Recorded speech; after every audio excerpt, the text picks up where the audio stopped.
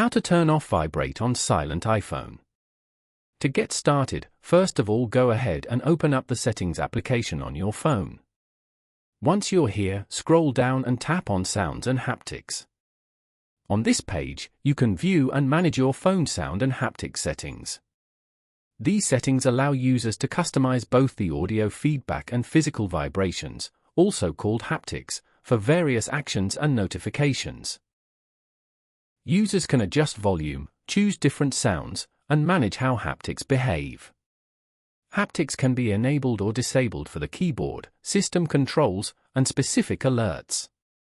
Here, go to the ringtone and alert section at the top and go to haptics.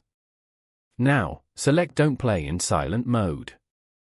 This means that haptics will not play when iPhone rings or receives an alert while in silent mode. Following these steps, you can easily turn off Vibrate on silent iPhone.